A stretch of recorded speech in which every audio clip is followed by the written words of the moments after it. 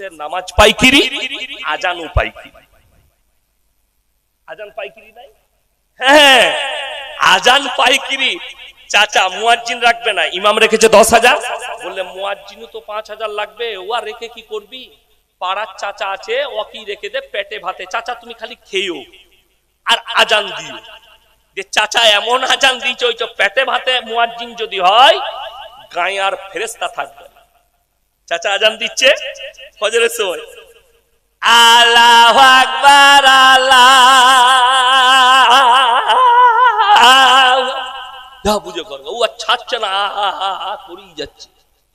হ্যাঁ, নাউজুবিল্লাহ। তুমি পয়সা বাঁচাবার জন্য পেটে ভাতে জামাই খুঁজলে, তার গ্রামে গিয়ে 10 বার খোঁজ নিবে জামাইটা কি করে, এই ছেলেটা ভালো না খারাপ। তুমি বিটির বিয়ে দিলে 5 বার ছেলেটাকে যাচো। তুমি একটা ইমাম রাখবে আর একটা মুয়াজ্জিন রাখবে, 5 বার যাচবে না আলেমটা কেমন, চরিত্র কেমন। মুয়াজ্জিন যাকে রাখছি তার আজানটা সহি আছে কিনা, ইমাম যে নামাজ পড়াবে তার কোরআন শুদ্ধ আছে কিনা। কষ্টটা ওই জায়গায়।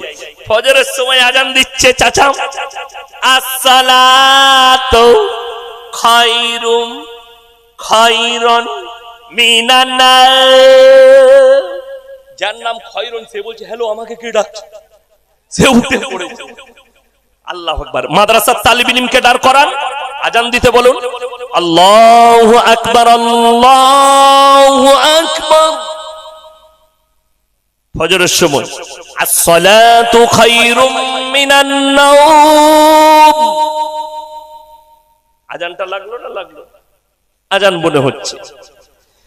আশহাদু আল্লা ইলাহা ইল্লাল্লাহ। আচ্ছা আচ্ছা, আজান দিয়েছে, আশহাদু আল্লা ইলাহা ইল্লাল্লাহ। নাউজুবিল্লাহ। আজানের সব গোষ্ঠী সুষ্টি পুজো করে রেখে দিল। কেন? এই পেটে ভাতে রেখেছে। আপনি পাইকিরি। রমজান মাসে নামাজ পড়ছেন, কোরআন শোনাবো, আমি মাজাক করতে আসিনি, আপনাদিকে কোরআন হাদিসের কথা বলছি। অনেক জনের মনে হবে যে চাচাকে মনে হয় ইনসুলেট করছে, না, আমি তোমাকে ইনসুলেট করছি।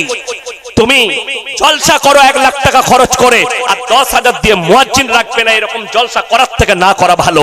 তুমি ইমামকে 5,000-এর বেশি বেতন দিতে পারো না, আর 50,000, 1.5 লাখ, 2 লাখ খরচ করে জলসা করো, এরকম জলসা করার থেকে না করা অনেক ভালো।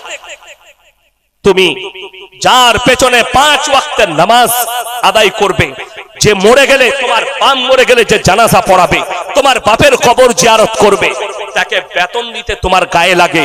আর যে স্টেজে 2 ঘন্টা বয়ান করে 25,000 টাকা নিয়ে যাবে, অগ্রিম টাকা পেড করতে হবে।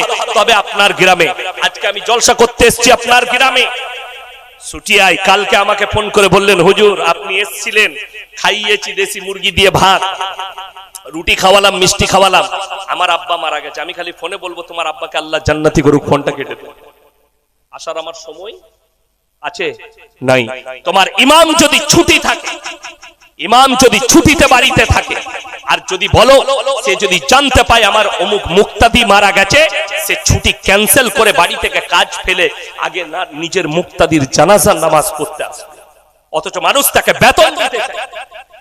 অথচ একটা বক্তা 30,000, 40,000, 50,000, আপনি অবাক।